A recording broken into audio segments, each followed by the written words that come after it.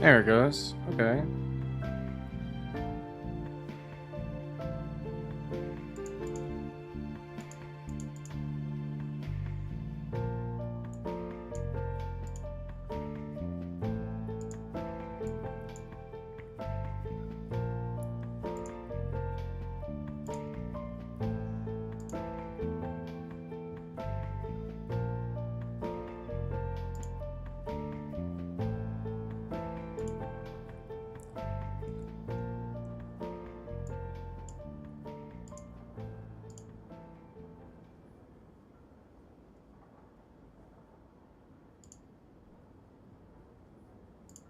Well, seems to be working now.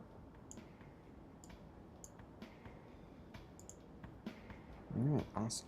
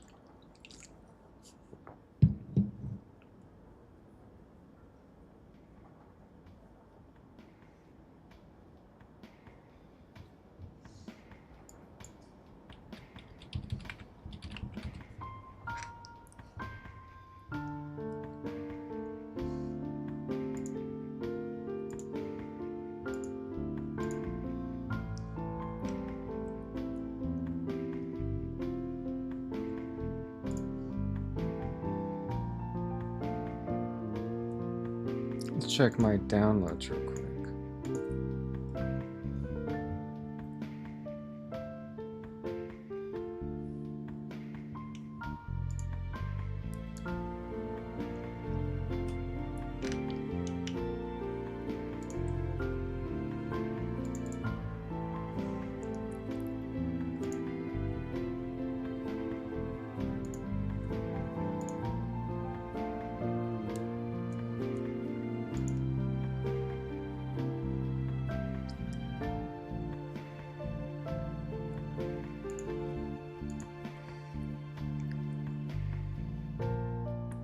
I want to make sure I credit the artist correctly.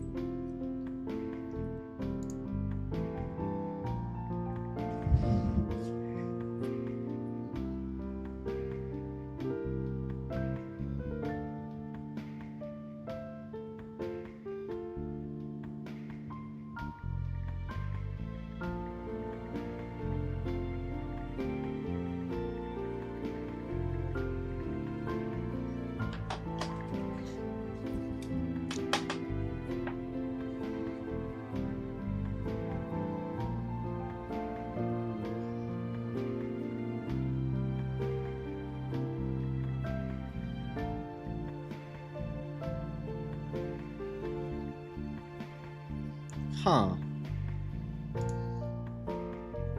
Not that there's any reason to just yet, but I wonder if there's a way for me to, like, hook up people onto there.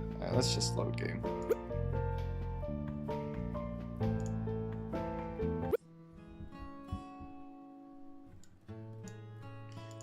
I am seriously having a good time with this game. This game is fun.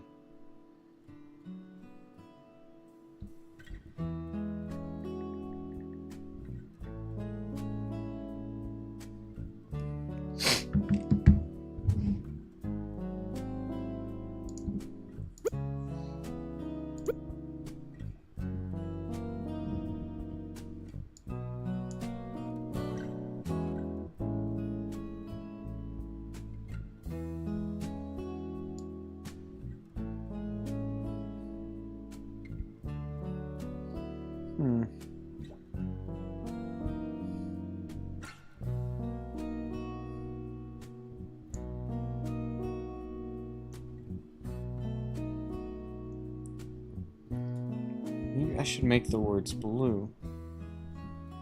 That might be better if I make them blue.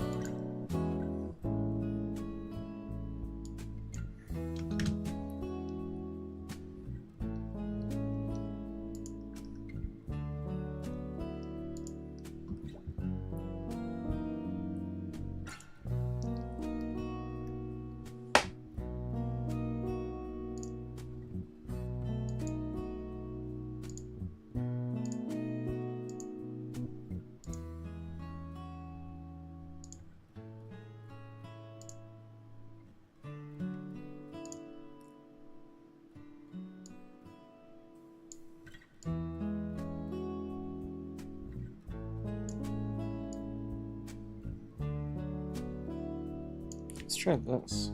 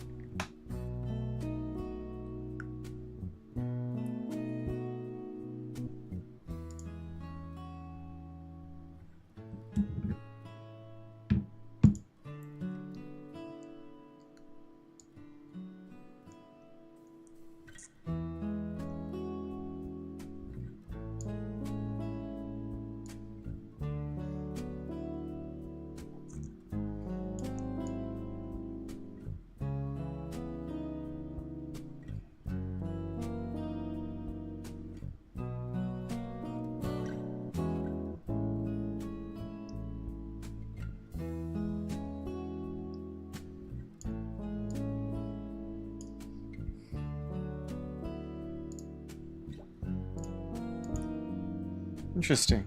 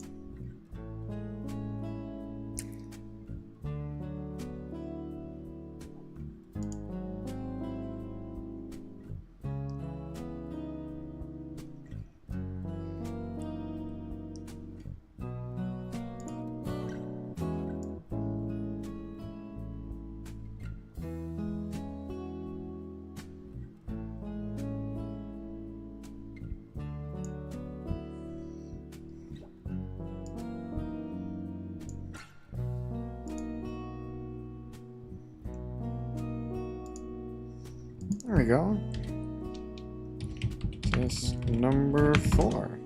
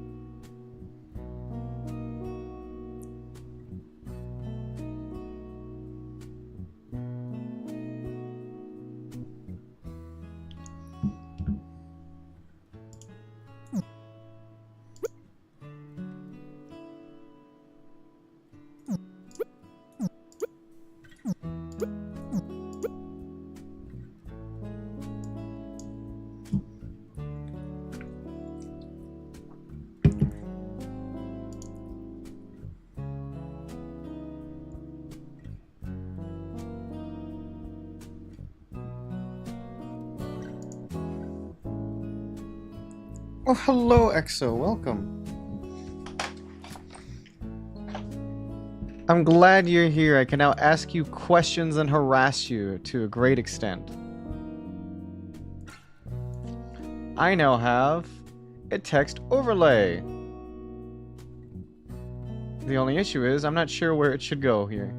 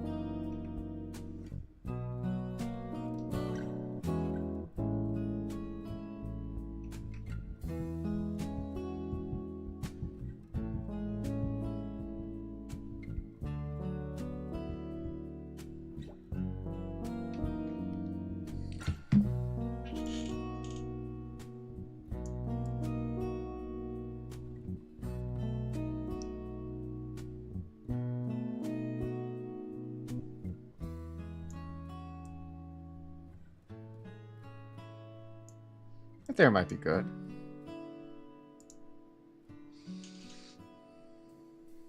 Okay, awesome. Perfect fit.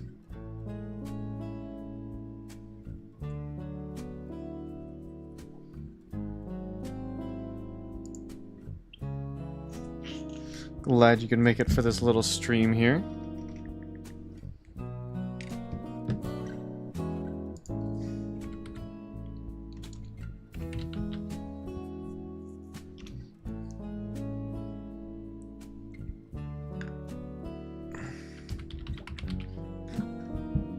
That's good.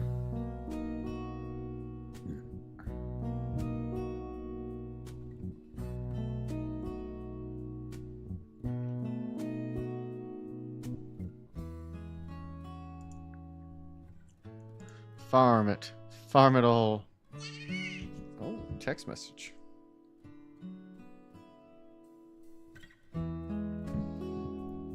Do you see the text boxes, by the way?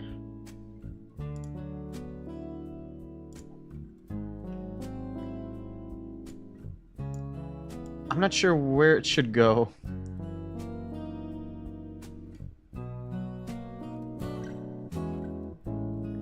Should I have it cover my face? I'm willing to do it.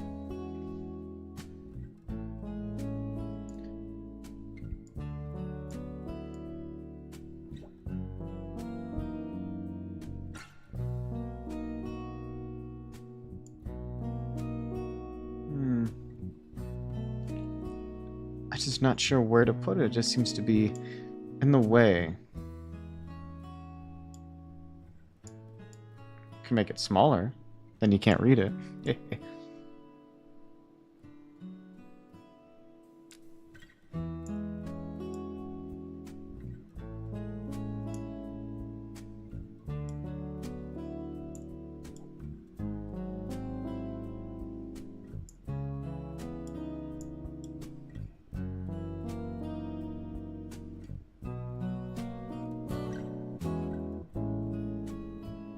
I'll put it up here for now, I guess.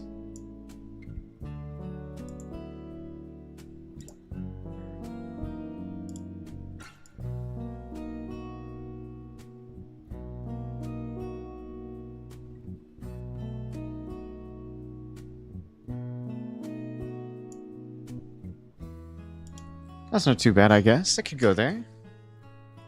I just don't want it to be in the way of your view, you know? I want you guys to be able to read what's happening here.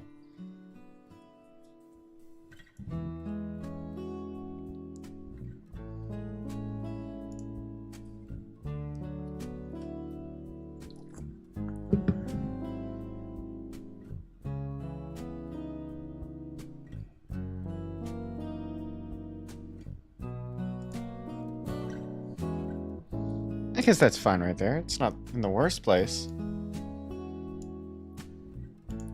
Maybe it's the color.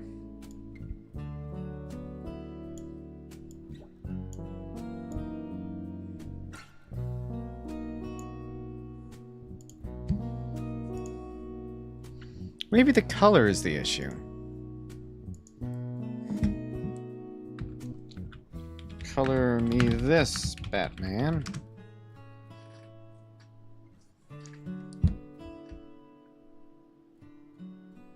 Oh, you know what? Maybe it was the color. It looks really good now, I guess.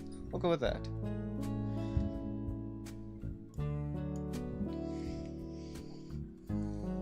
Push comes to shove. I guess it's time to get back to work here.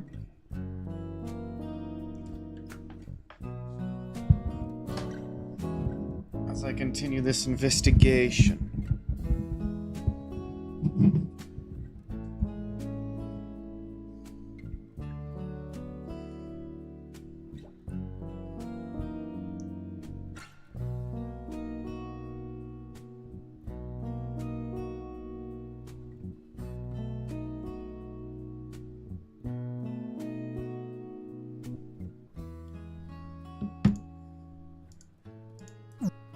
Okay. What's our plan? It seems to me like we have two options. Either go to the lounge car, or talk to Vita and Monty again. I'm up for either, so I'll leave it up to you.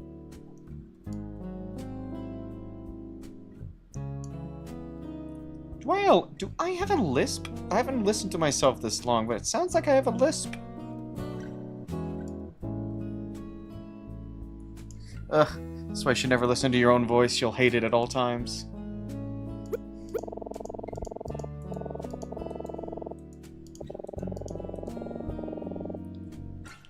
Do you think it's possible someone might have stolen it while you were sleeping? That's a scary thought. I feel like I would have noticed if anyone came into my room, though.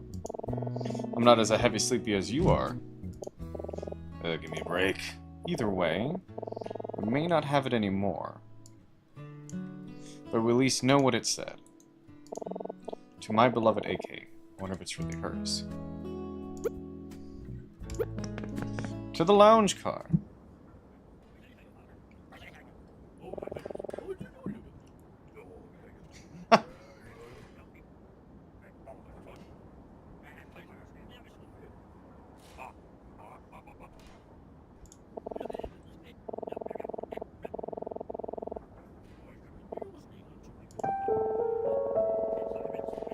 Those are the guys in the polo who were with us yesterday. Let's talk to them quick. Speak to the men. Excuse me. Murmur, murmur. Are you out of your mind? That's a coward's club. Murmur, murmur. Excuse me, too. Do you mind if we... Murmur, murmur. Don't be ridiculous. You could never make that shot. You want to bet? Murmur, murmur. They're ignoring me completely.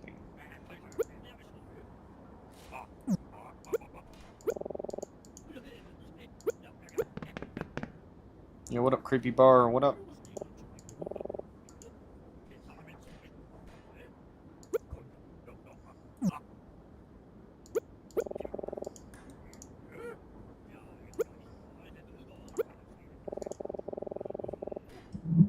For over an hour.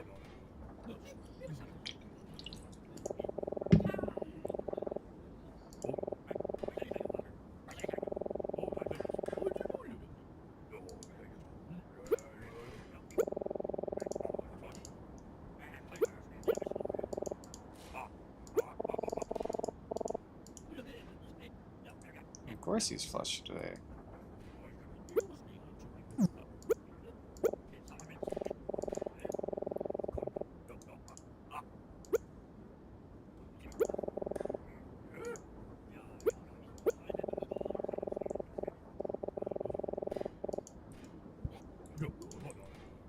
Oh.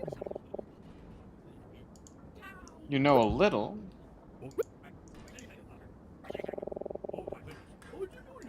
I have plenty interest in those two.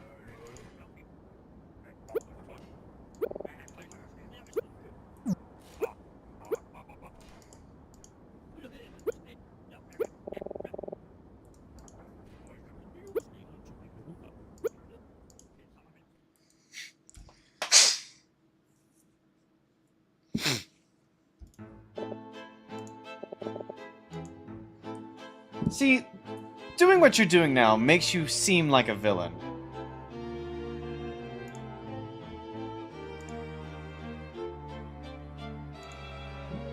See, what you're doing right now is making you look like a villain, my guy.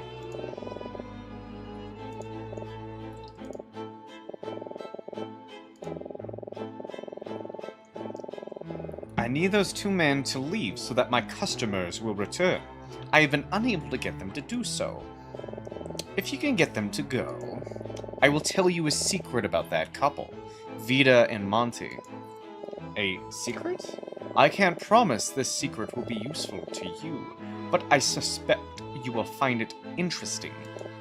Well, do we have a deal? I don't know how much we can trust him, but we need to talk to those guys anyway, so... Deal? Talk to me after you succeeded.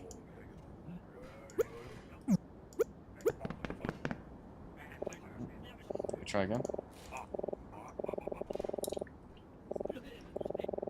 Short game is far better than yours. Murmur, murmur, murmur. Then why do you three-putt every hole? Jesus Christ! That music changed very quickly.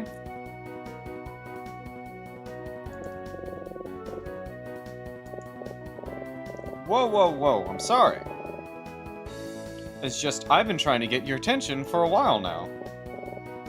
Is that so? Well, I gotta get these guys like Pumpus. Well, I apologize for my companion's utter rudeness. His manners are as questionable as his game.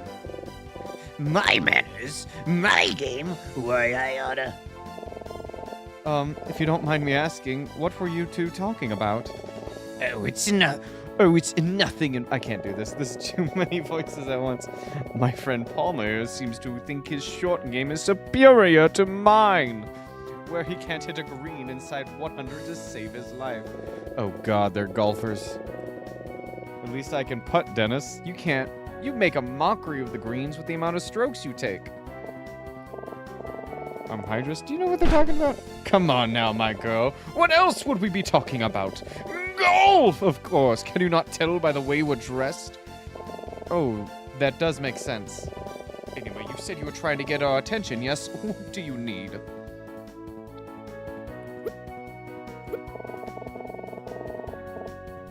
You're in the lounge car around this time yesterday, right? Yeah, that sounds about right. Do either remember seeing me and another woman there where we're sitting at the booth? Huh, let me think. Thinking.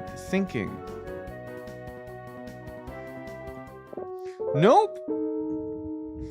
No recollection at all.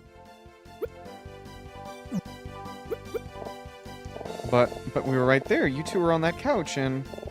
I'm very sorry, miss, but you have to understand. When Pulmonar and I are engaged in a passionate debate, there's little else either of us will pay attention to. It's very true, miss. For instance, yesterday, I believe we were all having a spirited discussion about which club is better off the tee, the driver or the 3-wood. It's the 3-wood. With a 3-wood, it's fairways and greens all day, baby. The driver is too inaccurate. Maybe for a shank artist like yourself it is. Nothing compares to the raw power of the driver. Nothing. You're calling me a shank artist? You're in the woods on half your drives. You gotta let the big dog eat, Palmer. He's hungry. The big dog is wild, Dennis. He can't be tamed. I don't know what they're talking about anymore. But whatever it is, they at least appear to be passionate about it.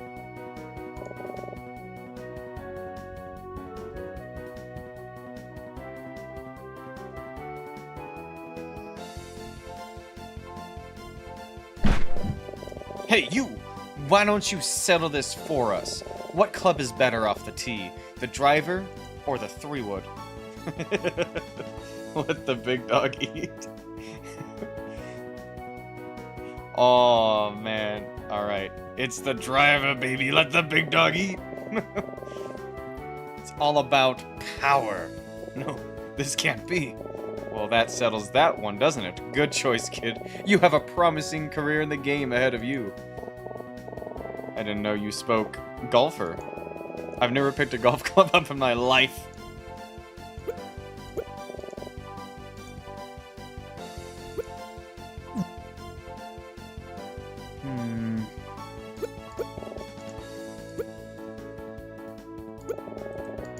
He's definitely the leader.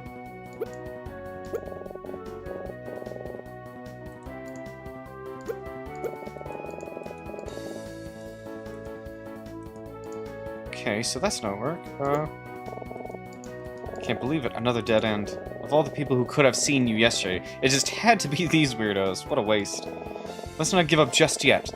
They may not remember seeing us yesterday, but maybe they know something else that's helpful. Let's keep talking with them for a bit. I'm not so sure these guys know much about anything other than golf. A ring maybe? What's that? Do I wear a ring? Absolutely not. Doing so would interfere with my grip. I don't even wear a glove like most golfers. You can't possibly control the club unless you can feel it within your bare hands. Says the guy who complains about blisters after every round. I do no such thing! Oh, yes you do! How many times do I have to tell you? You're gripping the glove far too tightly. I don't think they have the ring. Can't say I recall seeing a woman like that. Me neither. Why do you ask?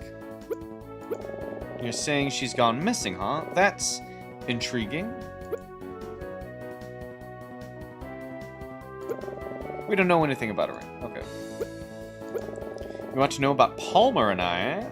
There's not much to tell. We're from London.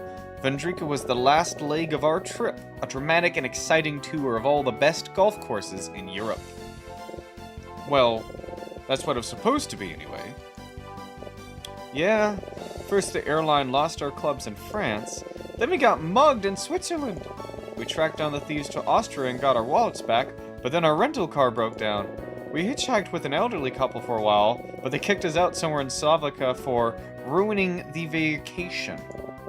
Finally, we walked across the hills for a few days until we were in Vendrika, and lo and behold, we came across the last golf course we intended to play on our trip. It was a miracle. At least it was, until it started thunderstorming. All told, we managed to play about 3 holes in 2 weeks, but what a 3 holes they were. I never played with such consistency before, such grace, 2 birdies and an eagle. I hit every green, sank every long putt. I'll never play that great again in my life. Never. What do you think? I got nothing. An old man? You see a ton of old men on the golf course, let me tell you. It's true, golf is one of the few sports you can still play in old age. I'll take that as a no. Do I really want to ask them about this? We might end up being here all day. I don't know. I really don't think this is a good idea. Now I gotta. Surely this should just be a waste of time, right? You. Who? Me? I can see it in your eyes. Do you see it too, Palmer? Yes. Yes, I see it. You want to know more about golf, do you not? Oh no. Oh no, no, no, no, no, no, no. Well, there's nothing we can tell you. There's not? Golf is a game about feel, kid. Until you grip that club with your hands, take a swing, and watch that ball fly, You'll simply never understand. It would be a waste of time talking golf with an amateur such as yourself. That's right, a complete waste of time. I couldn't agree more. However, I do see potential in you. A spark of something in your eyes, however small. If you'd like, I'd be happy to administer my patented golfer's aptitude test to see what skills may be lying dormant in your soul. Well, what do you say? It'll only take a minute. Do I really want to do this? Bring it on.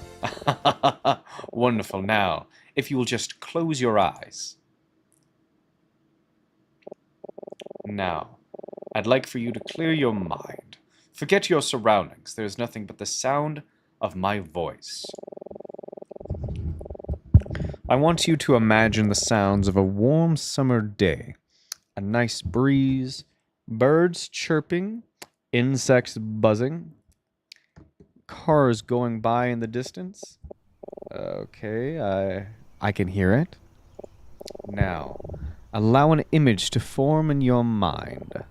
From a humble tee box, a vast expanse of fairway stretches before you on a clear, sunny afternoon. Maybe something like this. Good. Now, for the most important part.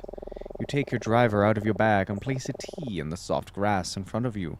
You place a ball on the tee. You are going to take a swing. This will require focus, concentration. Your goal, a straight drive down the middle of the fairway. Now, imagine the form your swing will take. You must perfectly time the moment of impact, achieving the perfect balance of power and precision. Can you visualize what such a thing may look like in the abstract? I don't know. How about something... Wait, I got it. Something like this. Oh my god, they have put a mini game in here. You gotta be kidding me. Aha, perfect. The moment is almost at hand. When you feel the timing is right, swing. There will be no delay, no hesitation. You have just one shot to get it right. Remember, golf is a mental game. Don't overthink it. Just feel it out. Well, are you ready? This is really stupid, but I don't want to back down from a challenge. I'll show you, just you watch. All right, let's do this. All right, it takes a second to collect myself. I just need to take a nice, easy swing. Man, what if I miss? I never swung a club before. I don't even know what a good swing looks like. Oh no, I'm overthinking it. Damn it, he warned me not to. Why did I just take the shot? Oh.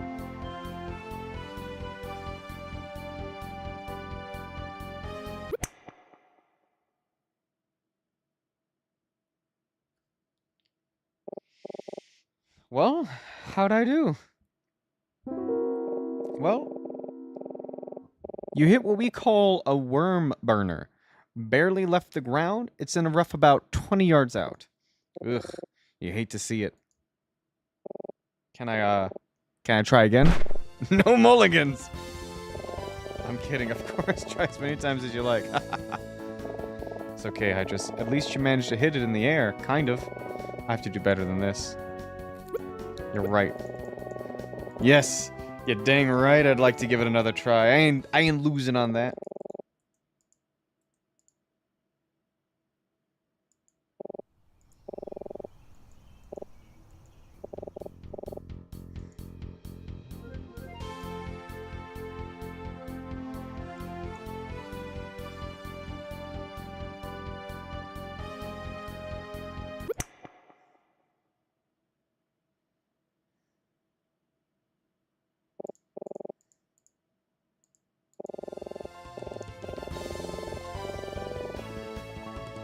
Ugh. That's the worst. Nobody likes hitting into a fairway bunker. I think that was pretty good. You hit it pretty hard. Yeah, but I think I can do better. Alright. I'll try one more time. One last time.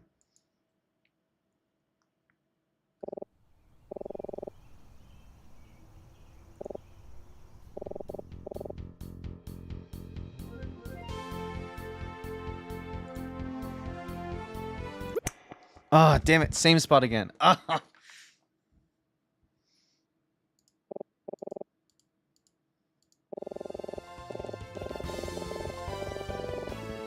Dang.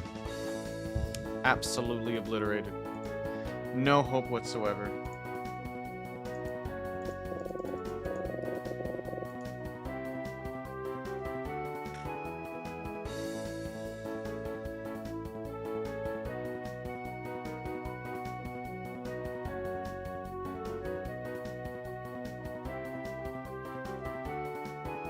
That is unfortunate, to say the least.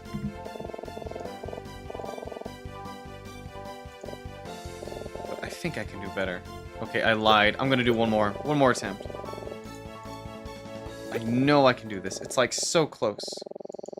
Yes, yes. Close my eyes and focus.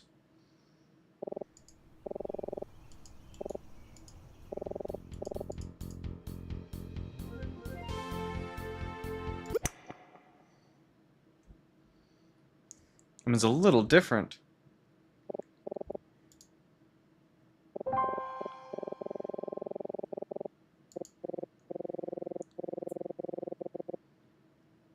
I'll take this.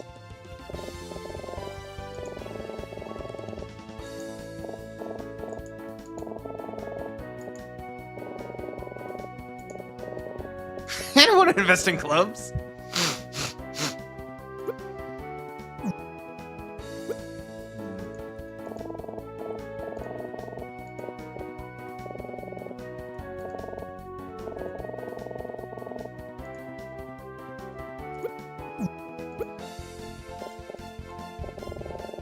Kid, this missing woman you're talking about.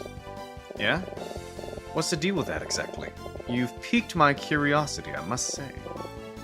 Yeah, mine too, says the Palmer guy.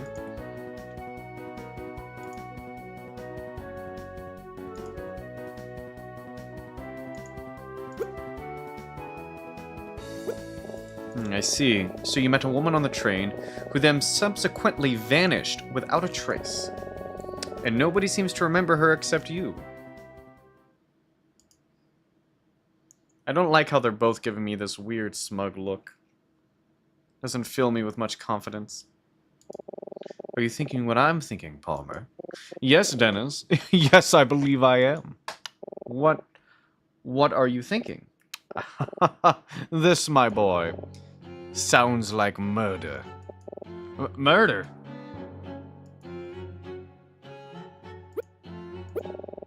I know what you're thinking. Oh, these guys, they're all talk about golf, golf, golf.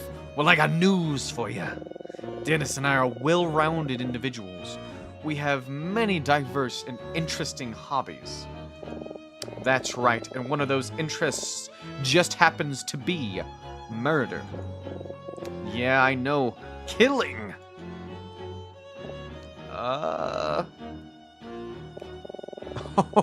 Don't give me that look. You're just interested in... We're just interested in the subject, that's all. We don't do any of the killing ourselves, no.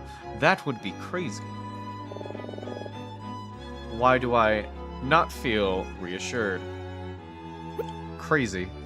I was crazy once. They locked me in a room. A rubber room. A rubber room with rats. Rats. Rats make me crazy. Crazy. I was crazy once. Was locked in a room. A rubber room. A rubber room with rats. Rats. Rats make me crazy. Crazy. I was crazy once. Ah!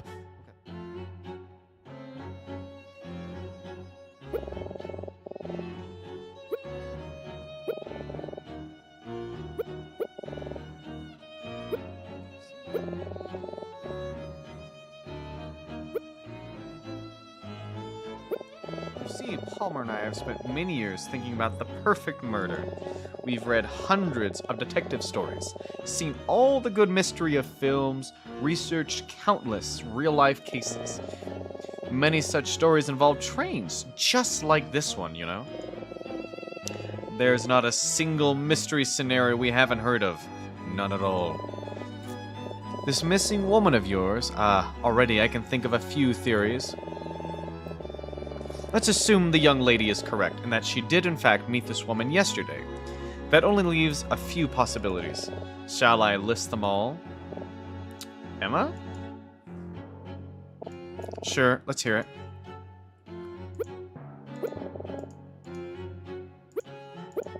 What theories you got, lads? Theory number 1. This woman has been missing since yesterday, yes? Hard to believe she could be missing for a whole day if she really existed. Precisely, Palmer. Precisely. It'd be awfully hard to hide a person or a body on a train. So logically, this suggests our missing woman isn't on the train anymore. Correct, yes, yes. Young lady, you said you met this woman on the back platform of the observation car, yes? That's right. Why, I can think of no better place on this train to meet a potential victim. When we're at max speed, falling off the rear of the train would certainly kill a person. Yes, if I were a killer and I saw my victim there, all it would take is a little push. Yep, you won't find her for weeks. Actually, I just had a thought. Was this woman in distress when you met her by any chance? Seemingly troubled? Yeah, kind of. Where have I heard something like this? I think it was in a movie. Oh, I don't know, but I recall hearing about someone who attempted suicide by jumping off the back of the platform of a train's observation car. Oh yeah, that does sound familiar. Well, at any rate, I suppose that too is a possibility. Oh no, don't do this to my girl. My girl. Maybe we should stop.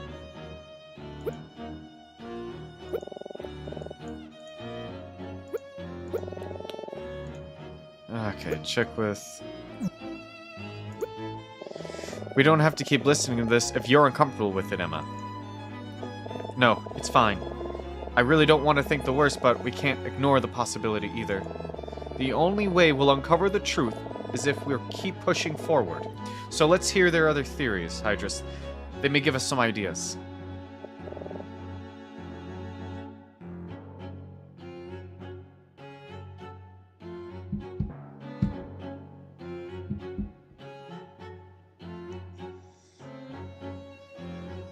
Huh. Let's hear their other theories. Theory number 2. Though it's unlikely, let's say this woman is still on the train somewhere.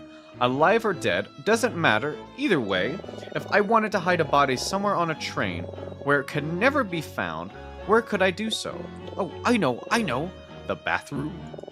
Don't be dense, Palmer. People are always in and out of the bathroom. How on earth could that be a good hiding spot? Oh yeah. I guess that's true. There's only one place where such a person could be hidden without any passengers or attendants eventually finding her, and that is the storage car. The storage car, of course.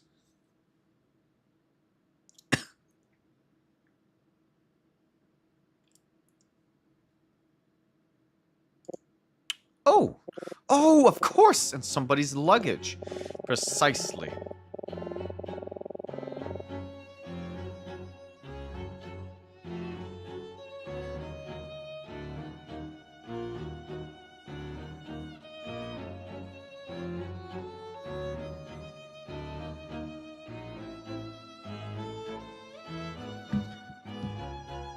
They most certainly do not check inside every box and crate on board. A body could be smuggled off the train in such a crate, and we'll all be none the wiser. Well, what do you think of that? And now, finally, theory number 3. Well, I don't have a theory number 3, but I bet you'd still wondering, if this woman really was here, why is everyone on board denying her existence? Well, my friends, it is really quite simple. It's a conspiracy. A conspiracy? That's right, Palmer. And the entire train must be in on it. Yes. I think I have this all figured out. The woman you met was an English spy. A spy. Yes, a spy, collecting information on the nefarious plans of the Vendrican government on behalf of Her Majesty, the Queen. Gasp! I can see it so clearly. This woman has been a target of the Vendricans for weeks. But alas, they couldn't get her before she boarded the train, so they had to improvise. All of the train attendants, even the bartender, maybe even the passengers, they're all Vendrican agents. Every last one of them is on it. Though that couldn't prevent this poor girl from meeting the woman before they offed her, they could just pretend she never existed. It's so simple. Yes, I see it. By agreeing she never existed, it's the girl who sounds like the crazy one. It's the perfect crime. Well, don't just stand there giving me that stupefied look. What do you think?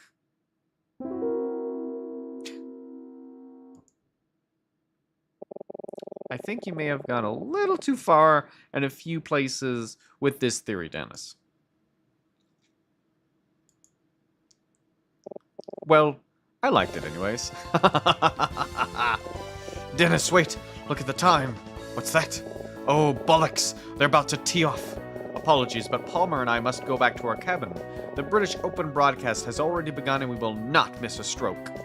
I hope I didn't spook you too bad with my murderous theories. It's all just in good fun, right? Good luck, and remember, may your drives be straight, and your chips be in. Good luck. Well, you can't say they're lacking in imagination.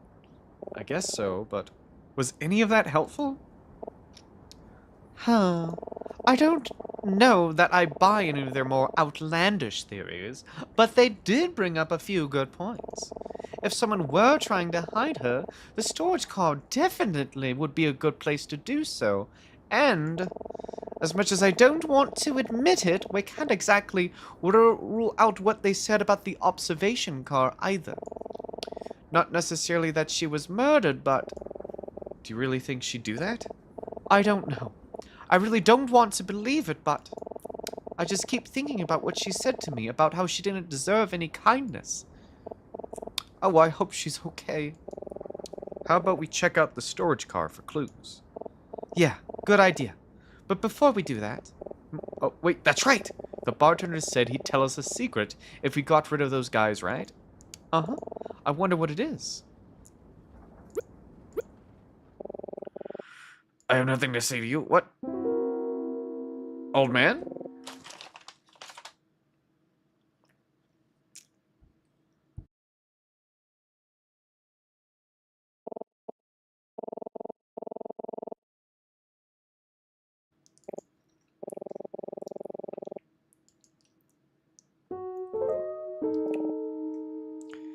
Detective? Oh. Hello again, you two. How's your investigation going?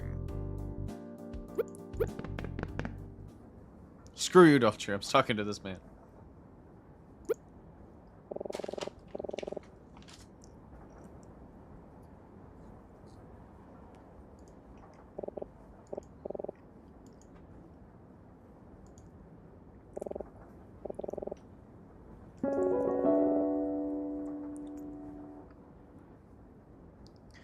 Not as wealthy as they appear.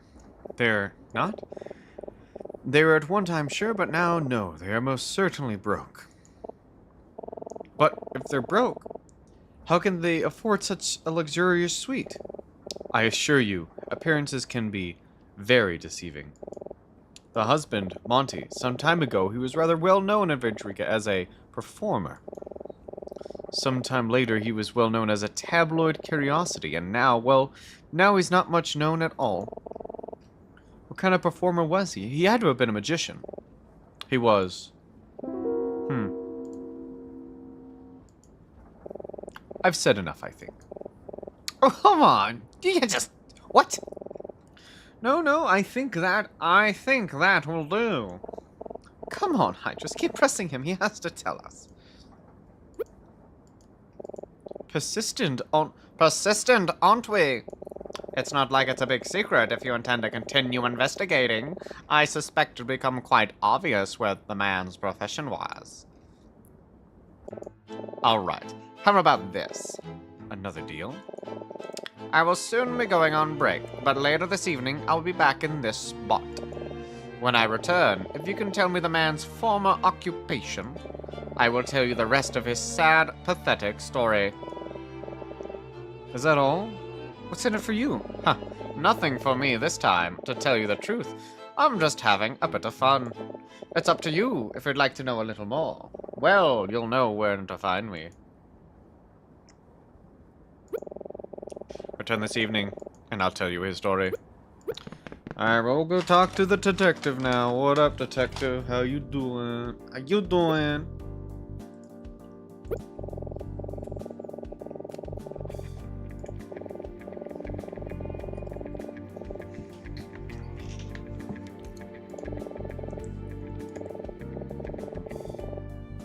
But he definitely seems to be suspicious to me now. I didn't even have a chance to catch his name. Who knows where he'll be off now? Oh well, I guess I'll just have to corner him later. I did see him in the observation car last night. Maybe a train attendant over there knows something about him.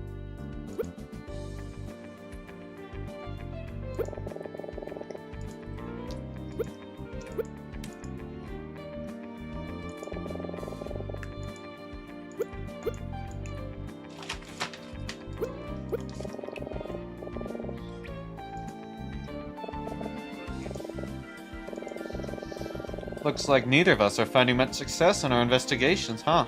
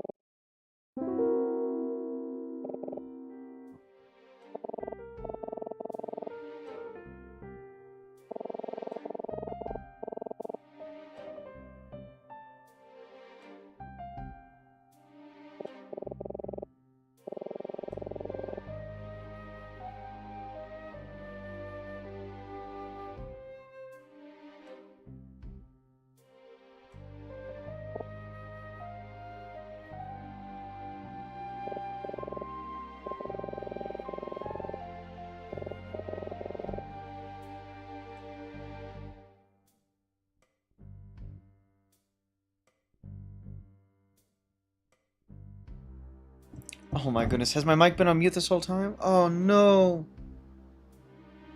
That is unfortunate.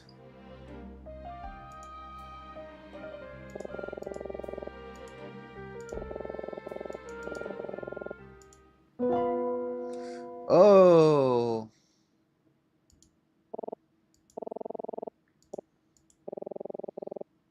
Why is there a gillet? I was muted this whole time, and I was doing such a good voice. Ah! Eh! Wah! No. Oh, whatever. I finally got a message from you though, and I can finally see what it looks like, EXO. Yes, perfectly placed chat. Wonderful. Wonderful.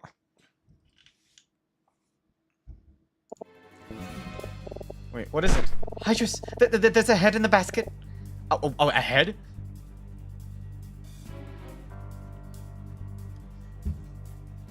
Okay, I understand you have the Lagiacrus armor, but there's something of note that you should be aware of. The Lagiacrus armor has shit fire res. You want to know what new Udra and Omega do? Fire damage. Just so you are aware.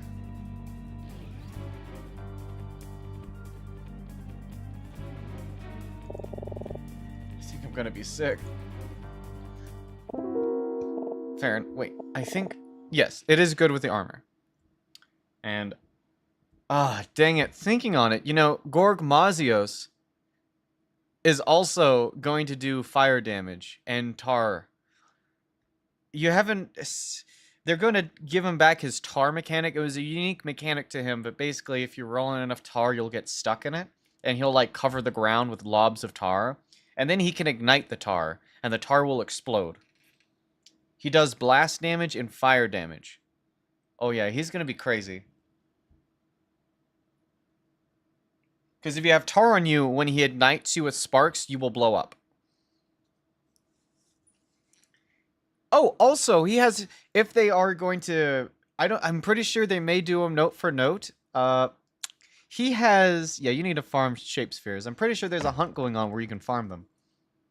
Something of note, EXO. Something of note. He will also have a... You know what a Dragonator is, right? Are you familiar with what a Dragonator is?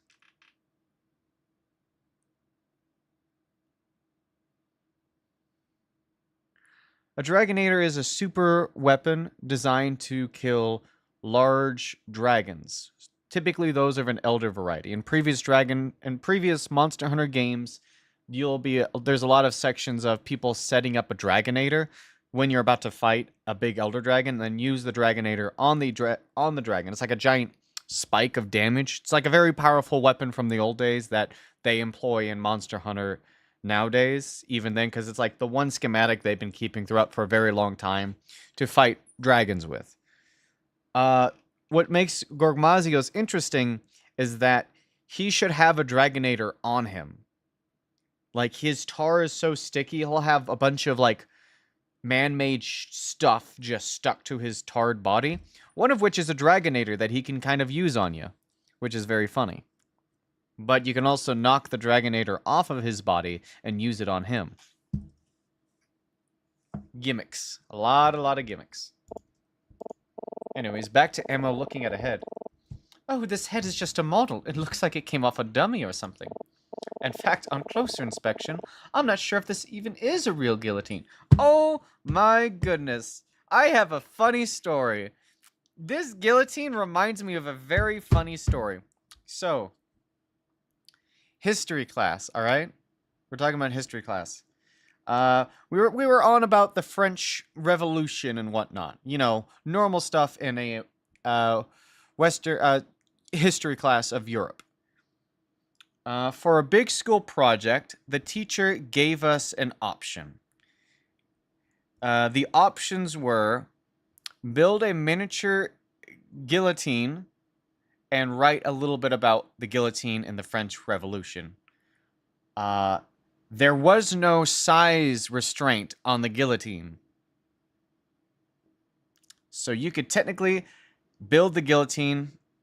When asked by my brother, he simply asked one. My brother is crazy creative sometimes. He asked one question: how big can it be? The teacher simply said, as long as it can fit in my doorway. You want to know what my brother did? He built a life-size guillotine and delivered in class.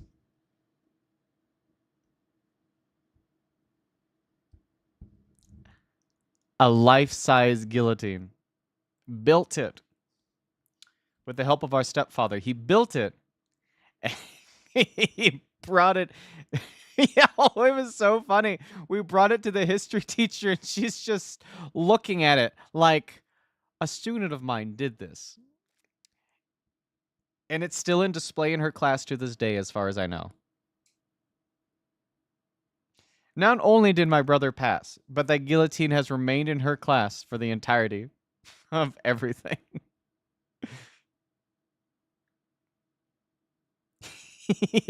Yeah. Needless to say, when it was my turn for the history class, when I went to that same teacher for my history class the next semester, and everyone's asking about the guillotine, and she immediately points to me, and so like, his brother did it, and that now I had to update the syllabus. Cannot build a large guillotine. The guillotine has to be able to fit on a desk.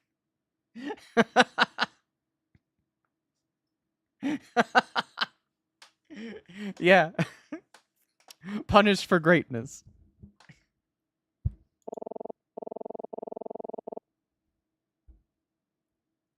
It is so funny.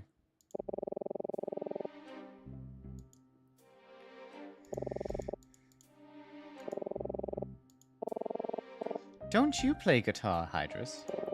Not really. I mean, I can play a few chords, I guess, but I was never very good. Aw, don't say that. You should play me something. Are you nuts? I'm going to rummage through someone's belongings just to embarrass myself? Yeah, I guess you're right. I should have known better. I still think you're probably better than you're giving yourself credit for, though. If only that was true. Oh, a chair. What do you mean the chair's not interesting? That's an interesting chair. Oh, did you hear that? I think there's something inside this crate. No way. You don't think. Let's open it. Moment of truth. Is a frog. I believe that's a toad, Hydrus. Frogs are smoother and slimier. Not what we're looking for, then. Not exactly. He is kind of cute, though. I got an achievement called a new friend! Let's go! There was a frog. I mean, a toad in this crate. Otherwise, it's empty.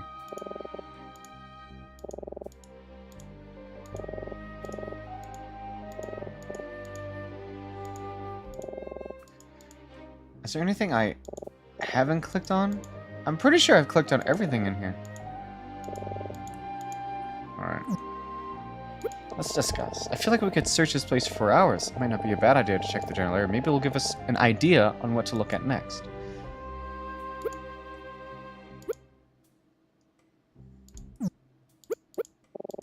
So much junk in here. We better make sure we inspect each side thoroughly.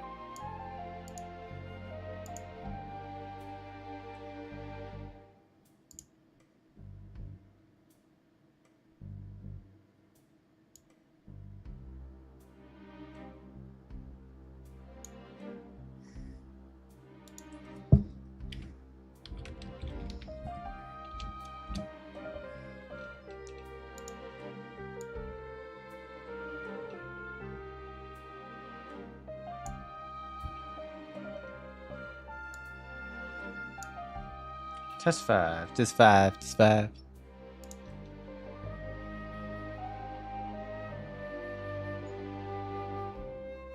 Huh.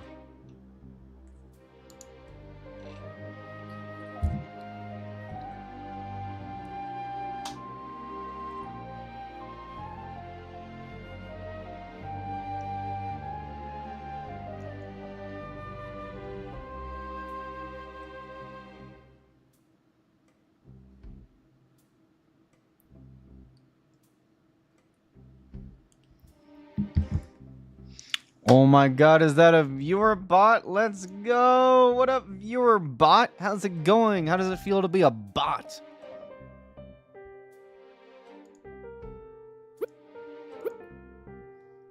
Oh my god. You know what? I can already guess whose golf clubs those are.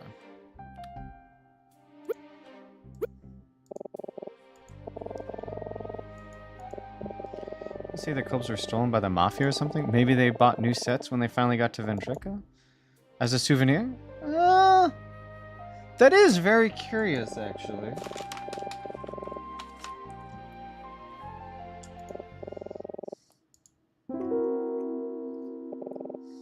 A suit of armor.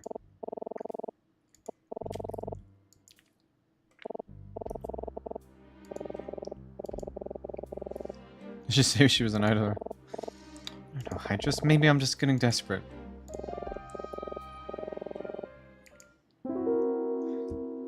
A cage.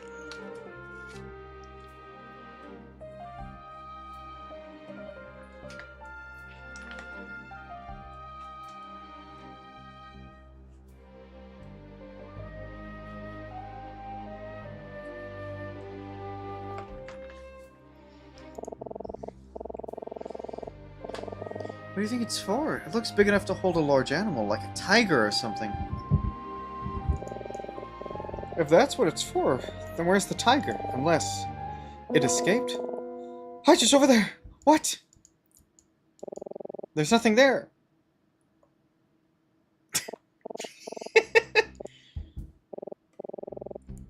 What a stupid joke, and it made me laugh. You son of a bitch.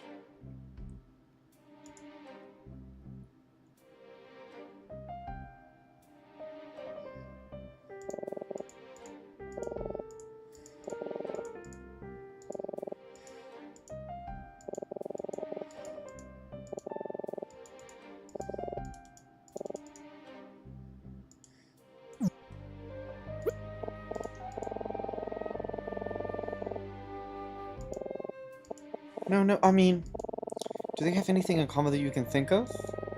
Anything in common? A weird box, a prop guillotine, a suit of armor, and a cage? What kind of person might have a use for all four of these things?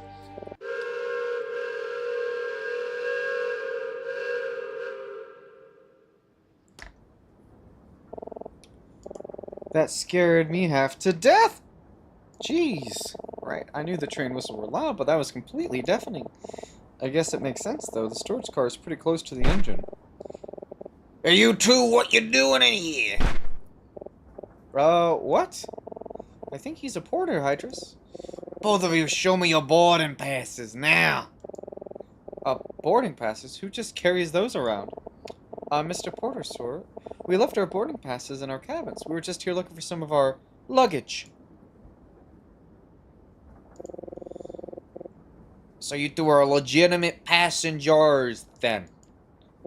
I sincerely apologize. It's just I've really been on edge lately, what with all the stowaways. Stowaways? That's right, stowaways. Ugh. It's becoming a real problem as of late. I can't tell you how many people we've been found hiding behind luggage in here, trying to hitch a ride to London. Some of them have gone as far to steal or forge tickets. Can you believe that? I mean, gosh, are you really that desperate to go to London? The weather there is awful. Don't get me started on the food. Well, anyways, I'm sorry for blowing up at you. Is there anything I can help you with? You know, we porters aren't supposed to be security guards. Our job is load and unload luggage, and yet, because of all those stowaways lately, I've had to be constantly on alert. Whoa, bro. Whoa. What's up, bam? Pooh. You beat them up? Well, no, I usually just alert the police at our destination and have them apprehended when we arrive. Still, it's just such a hassle. Yes, I assisted in loading all of the luggage you see in here to the storage car, in what's called a traveling porter. After loading, it's my job to organize the storage and ensure smooth unloading at the station. It's quite a physically demanding job, but as you can see, I'm quite up for the task. Right.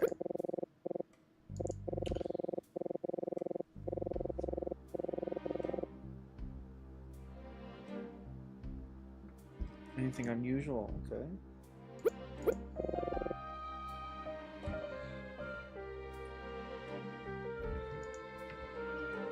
Okay, nothing. Ah, the whistle scares you. Yeah, it comes through here pretty loud. Frankly, it's loud everywhere on board, so much so that it's hard to hear what much else is blowing up. We often receive complaints about awaking people in the middle of the night, but it's not just for show, you know. The conductor will blow the whistle for a variety of reasons, all related to safety. Making a wide turn when the train stops or starts moving, when we approach a station or crossing. It probably seems random, but there's a method to the madness. It's pretty tough. Definitely don't want to get on his bad side. He's thick. He's thick. This summer, the thickest porter alive.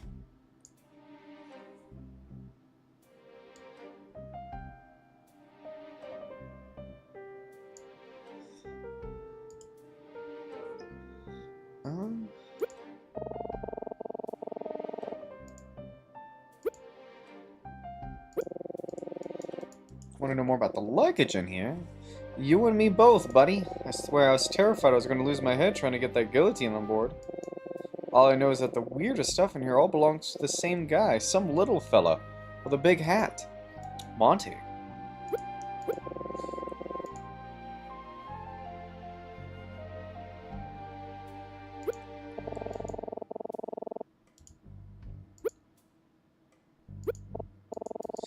Someone stows have fake or stolen tickets, right? That's right. The crafty one realized it'd be awful hard to stay hidden on a train for the entire ride, so they come prepared. Usually with some kind of fraudulent ticket. They'll then pretend to be legitimate passengers. Awfully crafty, but not crafty enough. You see, I am always carrying around a list of registered passengers, so it's very easy to cross-reference a suspicious passenger with the list. Of course, that only works if I'm able to identify anybody that's acting suspicious. Which isn't all that often, if I'm being honest. Say, how about this? I'm sure you've met plenty of people on this train, no? If you meet anyone suspicious, tell me their name and I'll cross-check it with my list. Maybe we can catch a criminal in the act. You have an idea of what to ask about, Hydras? I can think of a few people.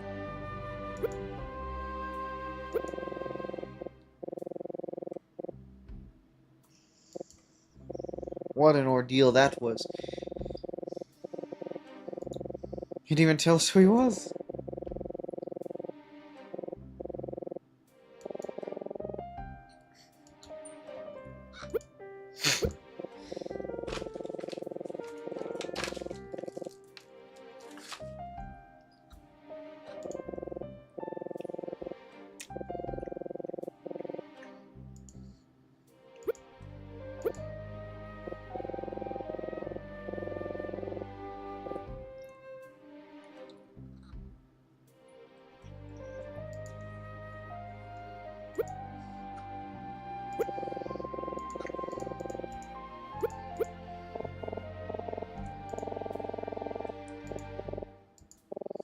To my beloved AK. Let's ask the porter if anyone is registered with those initials. He said he has a passenger list, right?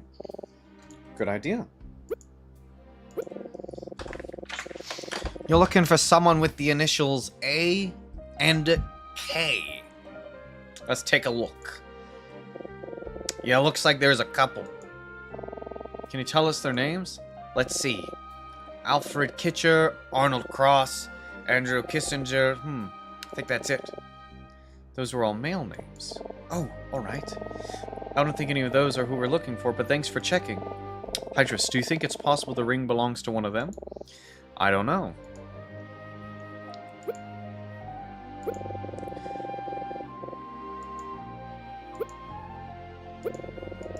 women.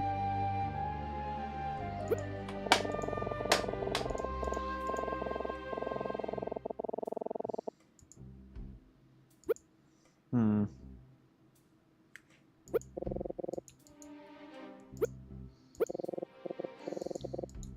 And yeah, he's allowed on board.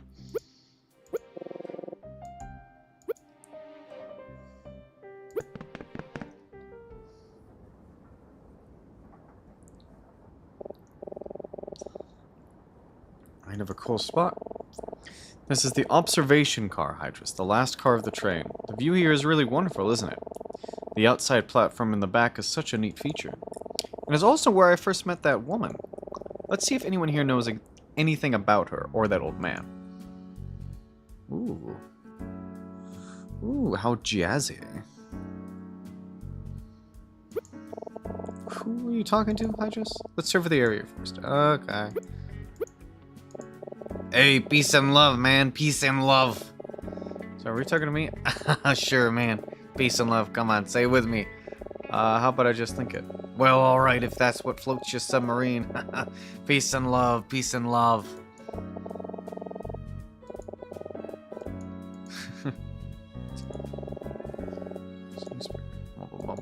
Audibly perfect.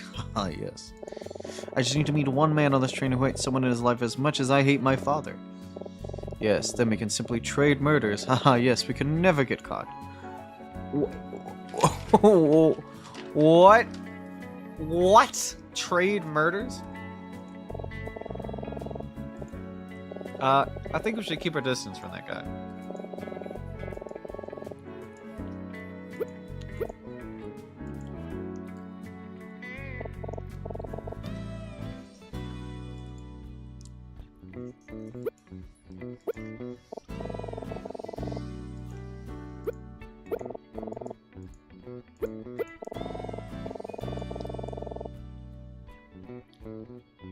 This counts. Okay. Okay, chat. Is this real, chat? It's crazy, chat.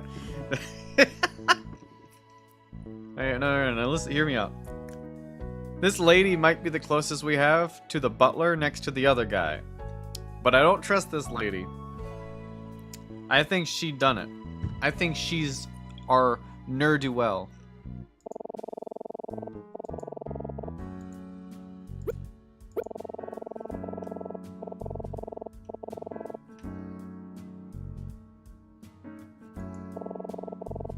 Do you think you'd be dangerous?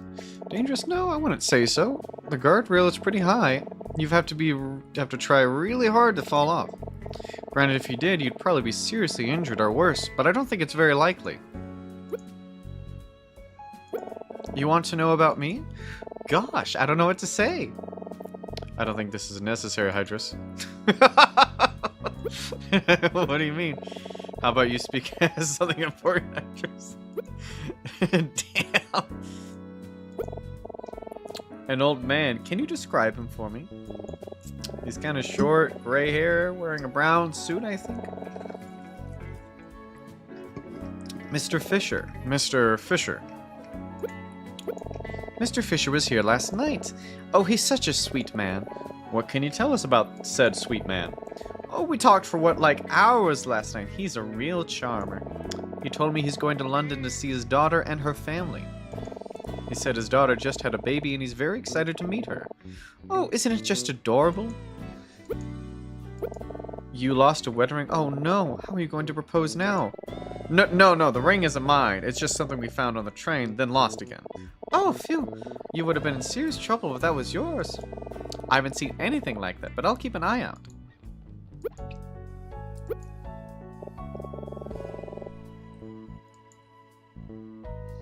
Knock me out. Interesting. Oh, nothing. How are you? You know, we don't have to discuss every little thing we do. Some things are pretty self-explanatory, right? Geez, okay, my sincerest apologies for disturbing you with a little friendly conversation, Your Highness. Okay, maybe that was a little rude, I'm sorry.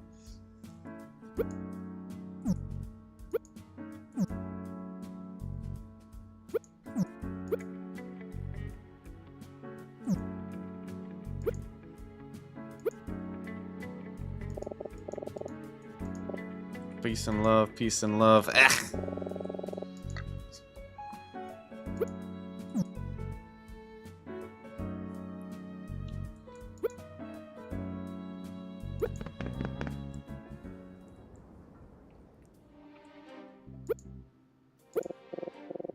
Fisher, Fisher, Fisher.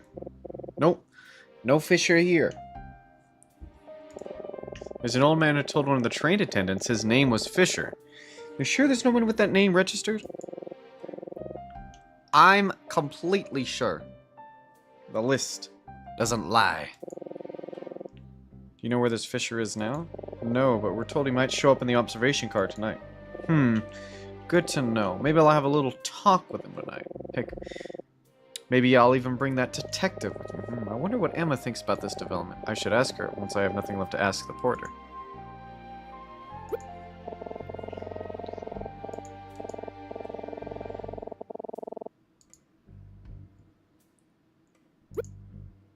Let's go back to the lounge car.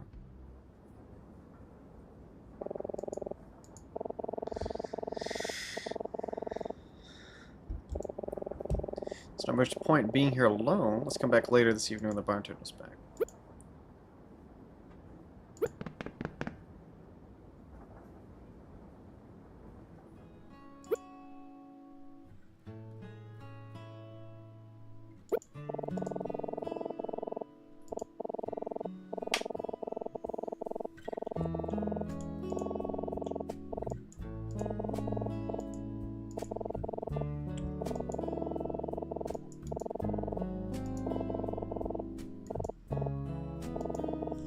You know, two of them have been hiding something. I'm not entirely sure how we can get them to admit it, but maybe the bartender can help. He told us if we can guess Monty's former job, he'll tell us about those two. He won't be back in the car until this evening, so we have plenty of time to figure it out. Well, I think that's it. What do you think, Idris? What are to next? Golf now? No, I don't think so. Well, don't be like that. I know these guys were a little strange, but that shouldn't stop you from having a new experience. I actually kind of like watching golf on TV. It makes me think of my grandpa. He always has his on whenever I visit. He's a pretty good golfer himself. Maybe I'll ask him to give me a lesson. I know I'd be terrible, but it looks kind of fun. And either way, I'd love to see you in a polo and a cute little sweater. Yeah, I bet you would.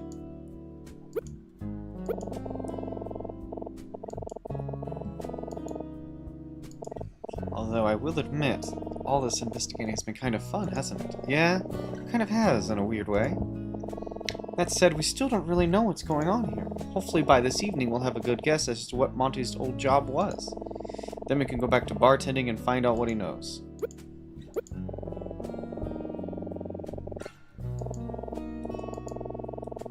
You know, that was the old man.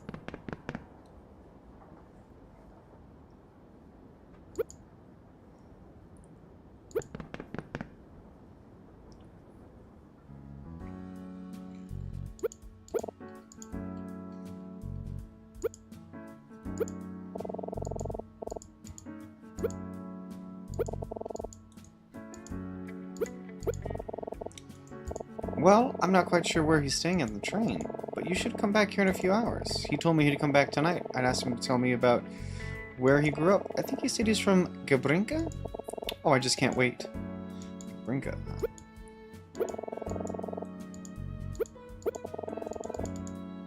Favorite place. Oh? Emma does not like this.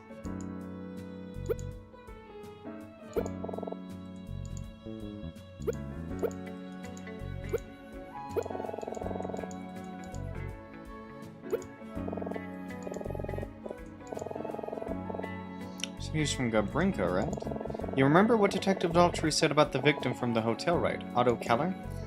Yeah, he was a Gabrincan immigrant, wasn't he? I wonder if there's some sort of connection. I don't know, Emma. There's probably thousands of Gabrincan immigrants in Vendrika. Yeah, you're probably right. Still, we need to talk to him. I wonder if there's anything else the attendant can tell us about him.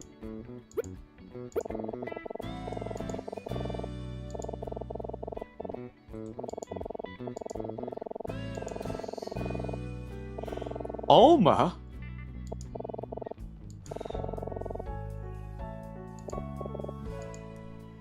Yeah, very pretty. Emma, are you okay? Alma. Alma! That was her name, Hydrus. I remember now. Her name was Alma. The missing woman? Yes, I'm sure of it. All I could remember after yesterday was that it began with an A, but hearing it now, I'm certain it was Alma. I can't believe it.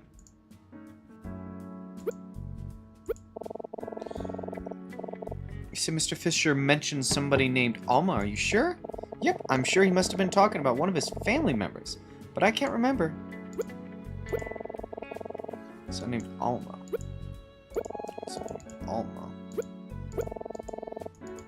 Sweet old man.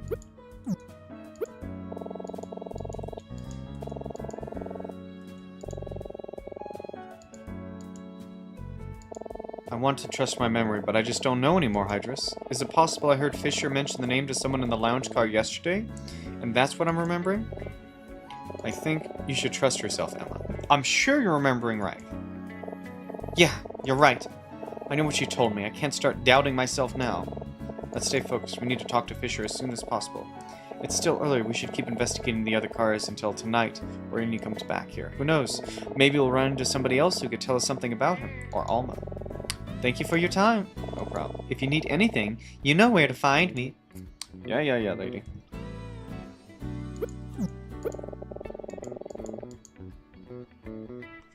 Alright, let's go to the storage car.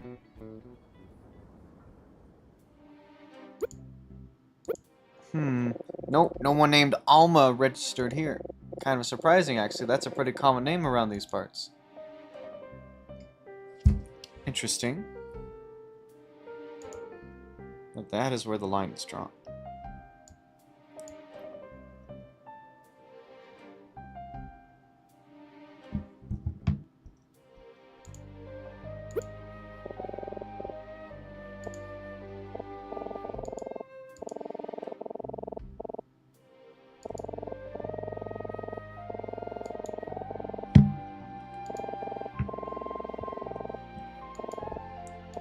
Well, I guess we'll just have to ask him ourselves when he stops by the observation car tonight. Some time to kill. Something else left to do? But it's when he asked the port about anything else. Alright, let's go.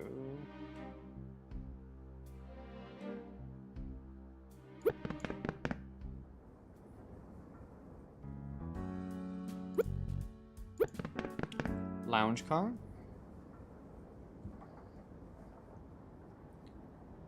Evening time.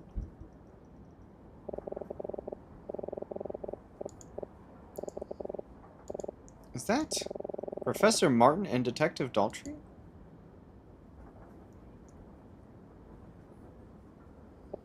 Oh, hello, you two. How are you both? Greetings, Professor. I'm doing well, thanks for asking. Yeah, all good. Was that the detective you were talking to? Oh, yes, he came to see me about an hour ago. He's still investigating the case at the hotel. You know, to think this train may be connected somehow, frankly, it all seems to be a bit fantastic to me. My understanding is that he intends to speak with everyone on board, so I invited him to speak with me here over some coffee. No, not at all that much. I'm afraid I wasn't able to be much help. So police would tell me that night, after all. If I had to guess, I'd say he doesn't have many leads. It's entirely possible he's been on a wild goose chase this whole time. Still, he is quite determined. He just left to look for more passengers to speak to. I'd say he hopes to find what he's looking for, but... well, I suppose I'd rather he didn't. After all, I'd feel much better if this train didn't have anything to do with the murder. I'd probably feel better with a more competent detective on board, if I'm being honest. Well, I'll be going back to my cabin now. Is everything alright, Professor? Oh, yes, I felt a tad under the weather these past few days. I do hope I'm not coming down with something. It's nothing to worry about. Don't stay up too late, you two. We won't. Good night, Professor. Good night. Alright, Hydrus. Let's talk to the bartender. Yo, bartender, what's up? Well, you're back. Have you determined what Monty's former occupation was? Yeah, I think so. Well then, let's hear it. He was a magician! That is correct. At one time, the man was a very popular and successful magician in Vendrika, at least as far as magicians go. So what happened to him? Okay, yes, you win. I will tell you. Monty was still performing as recently as a year ago. His act was quite a popular tourist attraction. Part of his gimmick was that he'd never speak, to give himself an air of mystery. His act was mostly standard tricks and possible escapes and such.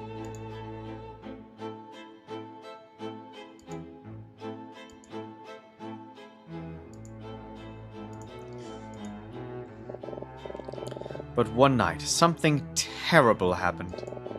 While some magic tricks look dangerous, the audience typically assumes there are plenty of safety precautions in place to prevent injury, but while that's largely true, many tricks actually are quite dangerous and require pinpoint timing and skill from the performers. One night, Monty's show was running late, and in his haste to get on stage, he neglected to perform a routine safety procedure. As a result, the poor fool became trapped in a box that was to be crushed by a large weight. He very easily could have died. When he realized he could not escape, he actually shouted for help from inside the box. The assistants pulled the box to safety moments before the weight came crashing down. I suspect help was the first word Monty had uttered in years. It took them an agonizing long time to pry open the box, with Monty begging for his life the entire time. And the audience watched in horror as it became clear that this was not part of the act. The rest of that night's performance was cancelled, and shortly after the store became something of a tabloid curiosity. For his trouble, Monty became a laughingstock. And to make matters worse, no venues would book his act any longer, believing it to be unsafe. Monty hasn't performed ever since, and the public has largely forgotten about him. But I remember. I recognized him the moment I saw him. That's so horrible. I saw some of the props from his act in the storage car. What do you think he's trying to do? If I had to guess, I'd say he wants to start fresh in a country that is unfamiliar with his history. His career may be over in Vendrika, but the baggage from his incident shouldn't follow him all the way to London. I just don't know how he can afford such a move. The man hasn't worked in a year, and frankly, his wife may live like the rich, but I don't think Monty was bringing home millions from his act. Their supposedly glamorous lifestyle has likely always been a facade. But, well, I suppose that's none of my business. This is all I am to tell you. If there is anything else to discover, you'll have to discover it yourself. What a sad story. I feel so bad for him. It sort of raises more question than it answers. We still don't know what Vita and Monte have to do with Alma, if anything. There's still a piece of the puzzle missing. But at least we're making some progress, right? It's just about nighttime, Hydrus. What do you think Mr. Fisher might be in the observation car by now? He's the last person who may have ever even seen me and Alma together, and there are just too many coincidences for him to not be connected to any of this somehow. I have a feeling he's hiding something big, just what could it be?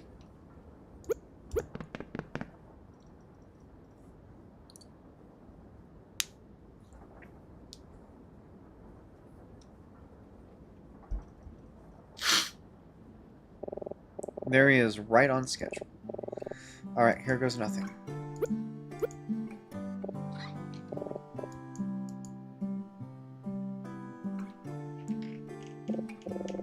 Yes, can I help you? You're Mr. Fisher, correct? How do you know who I am? Oh, these two wanted to talk to you earlier. I think they were looking for something.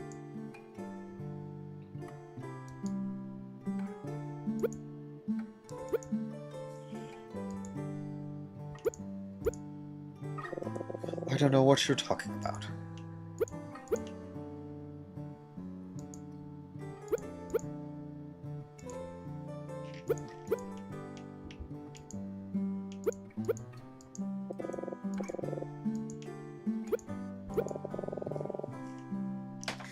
Clearly, he doesn't want to talk to us.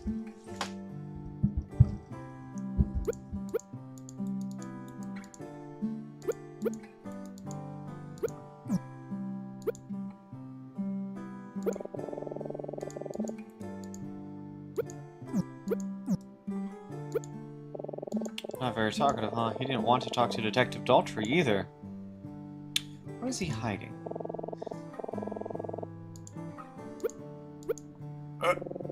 How do you know that name? It's the name of the woman looking for. It's the name of the woman we are looking for. Does it ring a bell? I don't know anything. Stop asking me questions. I can't help you. I touched a nerve. Mr. Fisher, are you okay? Leave me alone. Leave me alone!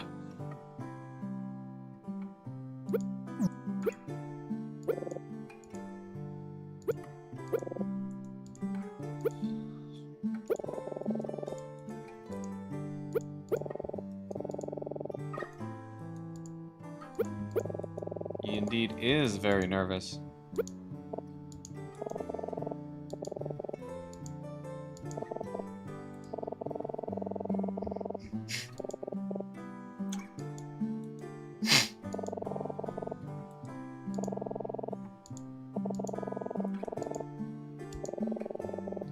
I'm nervous about pushing him too far, but Emma's right. We need to know what he knows. What do you want? Why are you harassing me? I don't know anything about that or anything else. I have nothing to do with that. Mr. Fisher, It's okay. We're trying to find out what happened to Alma. We don't... You leave her out of this. I know nothing, and I will tell you nothing. Mr. Fisher, calm down. Everything will be okay.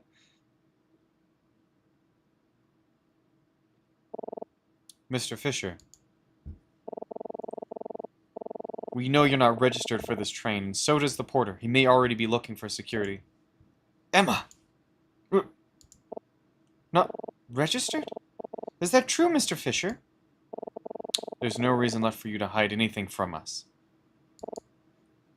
Please, we just want to find Alma.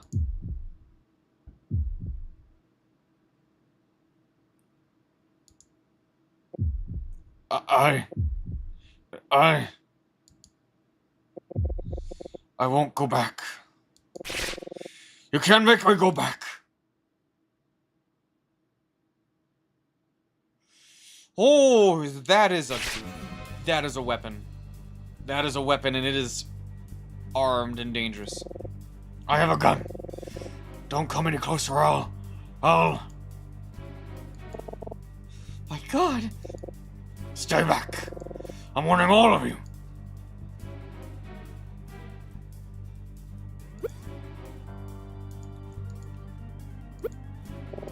He's got a gun.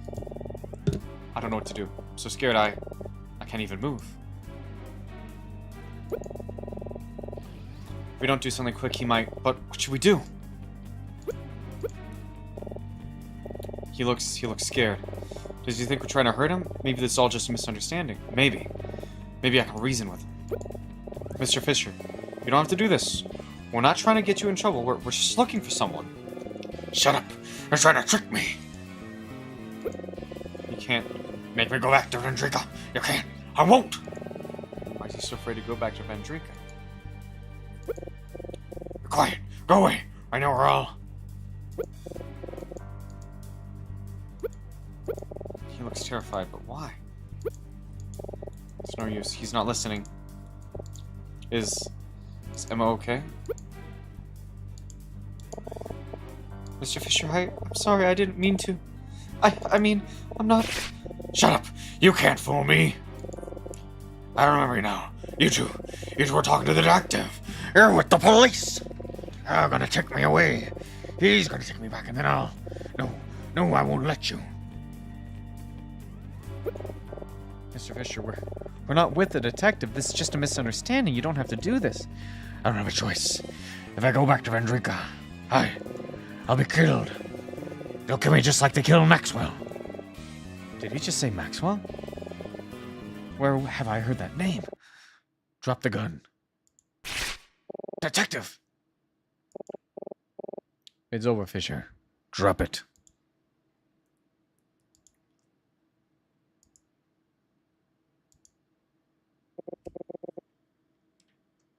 I'm finished.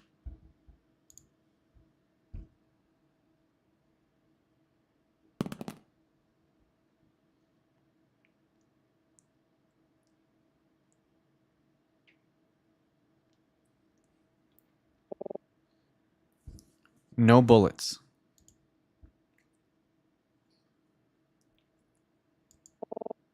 Mr. Fisher. Mr. Fisher. I searched your cabin and found your boarding pass. This ticket was stolen, was it not? Yes.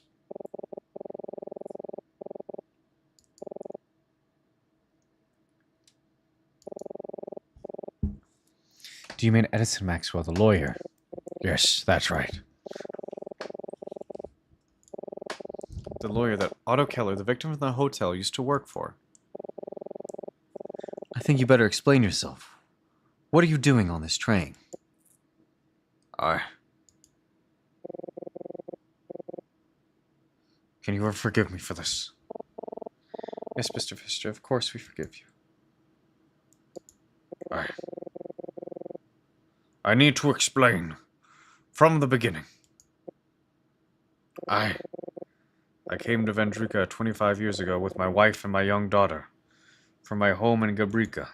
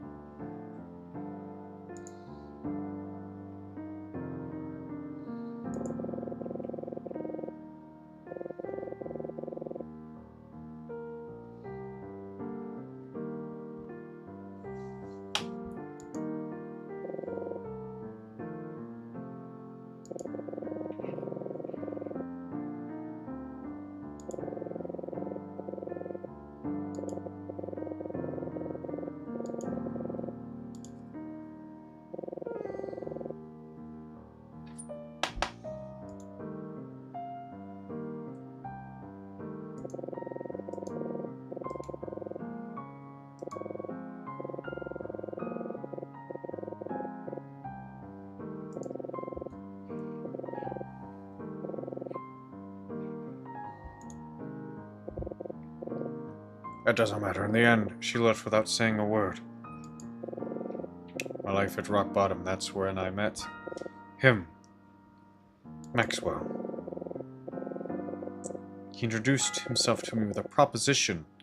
He would pay me a sizable sum if I spied my employer for him. I have been working as a gardener for a Vendrikan senator for a few years. I don't know why, but Maxwell wanted information on him. I couldn't say no. I needed the money. I could barely support myself as was. Every Sunday night I would meet Maxwell at his home to tell him what I had found. He would pay me, and I would go. It seemed harmless enough. This went on for a few months until one day I received a letter in the mail. It was from my daughter. I hadn't heard from her in over 2 years. I couldn't believe it. She told me that she had just given birth to a daughter. And she named her after her grandmother. My wife. She named her Alma. Suddenly I was overcome with guilt. What had I become? Spying on a politician for a crooked lawyer? I hardly recognized myself. How could I face my daughter? How could I face my granddaughter, knowing what I had done? That Sunday I resolved to tell Maxwell that I wouldn't spy for him anymore, but he refused. He threatened on me. He said if I had stopped, he would use his connections in the government to have me deported. He had me trapped. What could I do? How could I refuse? I had to keep spying for him, but at least now I had a goal. I would save up my money and buy a ticket to London. I would escape. I would find my daughter. I was so close. I only needed a few more payments from Maxwell and I'd be finished. But then, I went to his house 2 nights ago and he was dead. I panicked. I ran as fast as I could. And then it also hit me. Somebody must have found out about the spying. They got to Maxwell. But I must be next. I had to escape, so I came to the station and well, you know what I did.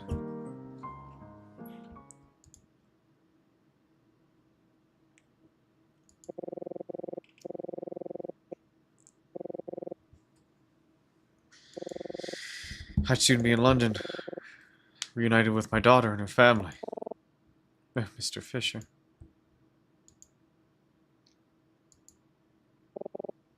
What a story. The senator you were looking for, what was his name? It was Senator Gordon.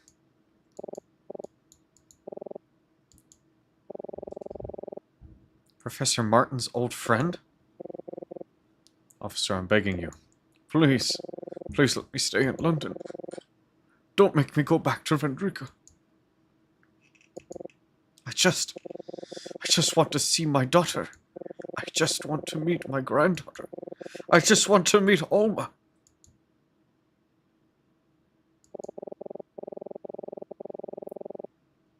When we arrive in London, you'll have to come back with me on the first train back to Vendrica. I promise that no harm will come to you when we return home. I understand. Well, Detective, can't you let him stay? I know he's broken the law, but... It isn't up to me. If the rest of you wouldn't mind, I'd like to speak with him alone for a while. Hydrus, let's go.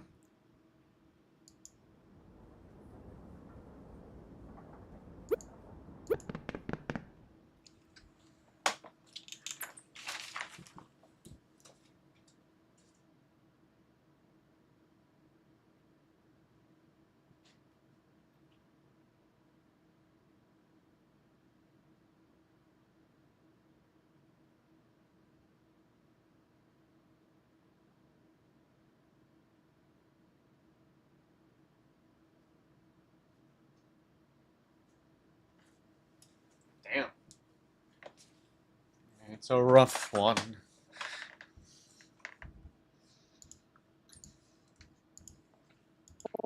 I feel so ashamed of myself. I was so sure he knew something about Alma. I thought if we cornered him, we could get him to talk, but it was just a coincidence, and now he won't get to be reunited with his family. Oh, Hydrus, it's all my fault. It's all right. I think we both went a little too far. I feel really bad for Mr. Fisher, but it just seemed like such a good lead. How could I ever apologize for this? I don't know what to say. Let's just take a step back. We got a lot of information today. We can worry about Mr. Fisher later. She's still waiting for us to find her, remember? You're right. Just give me a second.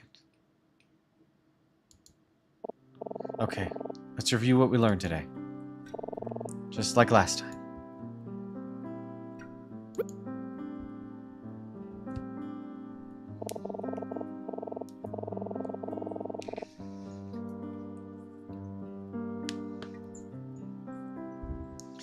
The day got off for a bad start. When I woke up, I discovered that the ring was found yesterday missing.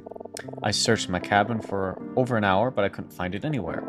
I still feel so stupid for losing it. It's okay, Emma. We were still able to investigate without it. Yeah, we still needed to find the other people who might have seen me and Alma together, so we went to the lounge car to look for them. We started with those golfers, Dennis and Palmer. Unfortunately, neither of them remember a thing about me or Alma. They were too busy arguing about putters or whatever. When we brought it up, though, Dennis proposed a couple of theories to explain what may have happened to Alma.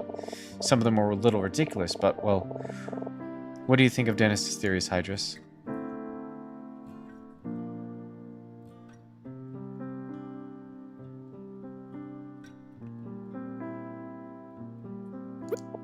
No, that was dumb. Isn't it? It's just... Actually, thinking about it, I guess what I'm saying happened to me isn't much less crazy than his conspiracy theory. Anyway, after we finished talking with them, we ran into Mr. Fisher for the first time. He was trying to get away from Daltrey, who seemed pretty suspicious. Fisher left quickly and Daltrey went back to his investigation, so around this time we talked to the bartender. Yep, and that creep made us a deal. If we could correctly guess what Monty's former job was, he'd tell us a bit more about the two of them. Monty and Vita, I mean. Gosh, after everything that happened tonight. Forget about those two. We tried talking to them again and two, but they didn't go so well. Only Monty was around at first, and well, he's a man of few words. There was one thing that seemed to resonate with him, though. Do you remember what seemed to catch Monty's attention? Deck of cards. As soon as we showed it to him, he performed a little card trick for us. It was very charming, but then Vita came back and kicked us out. I felt really bad for Monty at the time. He seemed so happy before she came back. Anyway, the card trick was a pretty solid clue about what Monty's former job was. But it was finding all of his things in the storage car that really clicked it. A cage, a weird box, a suit of armor, and a guillotine, all props from his act. So, one more time. What kind of job did he have? A magician.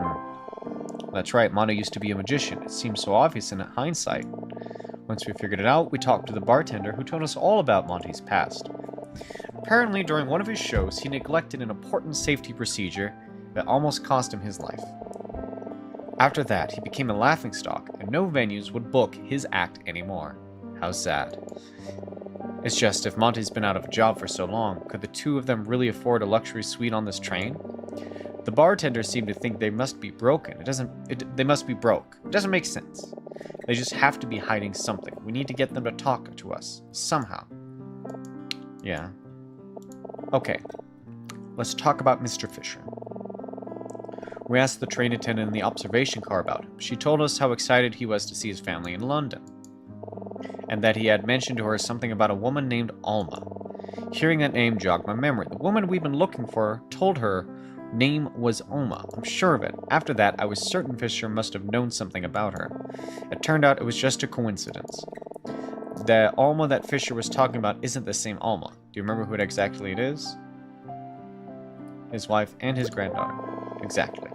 Fisher's daughter recently had a baby who she named Alma after the baby's grandmother, Fisher's late wife. It's just so sad, Hydrus. How could I be so stupid? It's okay. We had our reasons to be suspicious of Fisher, remember? Yeah, because of what we learned from the porter in the storage car.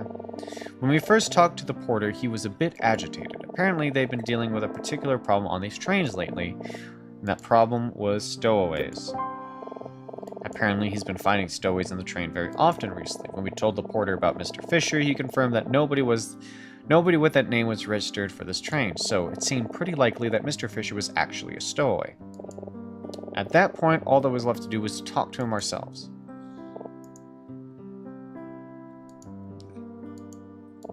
Mr. Fisher panicked when we confronted him. He pulled a gun, but Daltrey appeared in the nick of time.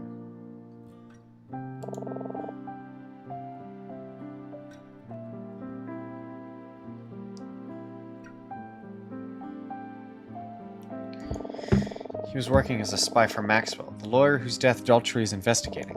He even discovered Maxwell's body last night, which made him think that somehow someone found out about the spying, and that he may be killed too, so he stole a train ticket in order to escape. He also told us all about the circumstances that led him to this point. I can't believe everything Fisher has been through. I didn't know conditions for Gabrinkan immigrants were so bad. I didn't get that impression from Martin at all. You remember, right? Last night, Martin told us that Bendrika had been working to open its borders to Gabrinka refugees, but he didn't tell us they were still struggling. But that isn't the only thing that's bothering me. It's who Fisher was involved with. You caught it too, right? The person that Maxwell was having Mr. Fisher spy on?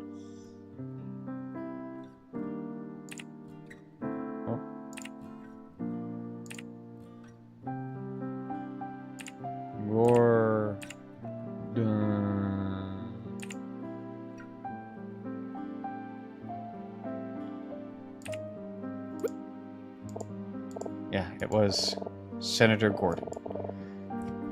Professor Martin's old friend. After that, Dolce told Mr. Fisher that he couldn't stay in London and that they'd both be going back to Vendrika. I guess that means he'll be arrested. That was the most serious I've ever seen the detective. It was a little eerie. Well, I think that's everything. Hydrus, what's going on? I don't know. We've only had one day left until we reach London. We found out so much, but still no sign of Alma. What should we do? It's been a long day. I think we should get some sleep. But tomorrow, we need to find Mr. Fisher again. We still have a very important question to ask him. And with everything that's been going on, I almost forgot why we were looking for him in the first place. He's the only person left who might remember seeing me and Alma together in the lounge car. We still need to find out what Vita and Monty are hiding too. It'll be okay, Emma. We can still get to the bottom of this. I think I'm going to go to bed now, Hydrus. I want to be alone for a bit if that's okay. It's alright. I'll see you tomorrow. Good night. God, I've never seen her like this. I have such a sick feeling in my stomach. Just what is going on here?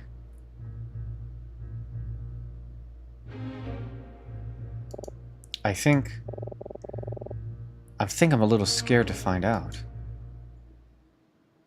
The old man. Chapter 4! Boo!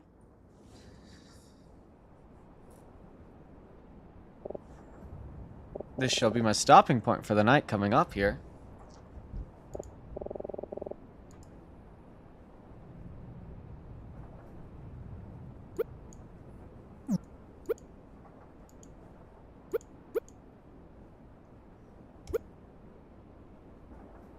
Just like that. And that's today's stream. Nice, crisp 2.5 hour stream of playing this game. We're on the home stretch. I believe we're on the final chapter. But I have work tomorrow morning, and I kind of want to get some sleep as well as prep taken care of. Dear Exo, if you are still there, tell me how your armor sphere farm is going. I'm very curious. I mean, I can try to keep it going, but we'll have to see. What do you mean sleep is for the weak? You didn't farm any armor spheres. Damn. Damn, and you're calling me weak. See, now look who needs sleep. Now look who needs sleep, Exo.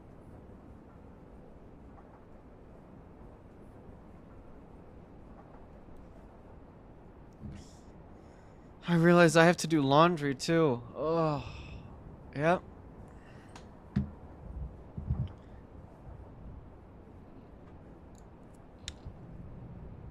What time did you tell me that you woke up today? What time did I message you today? And you were asleep? Don't you have work tomorrow, Exo? Don't you have work tomorrow, Exo? You're closing too, right? You don't want to sleep in again, punk.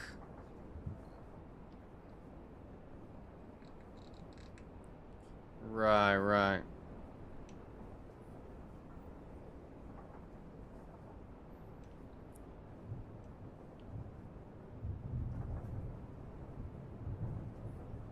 Yeah, I suppose that's what alarms are for.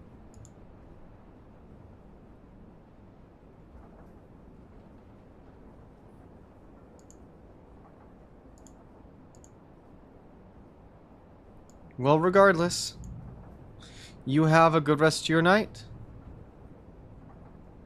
And thank you all for stopping by. Have a good night.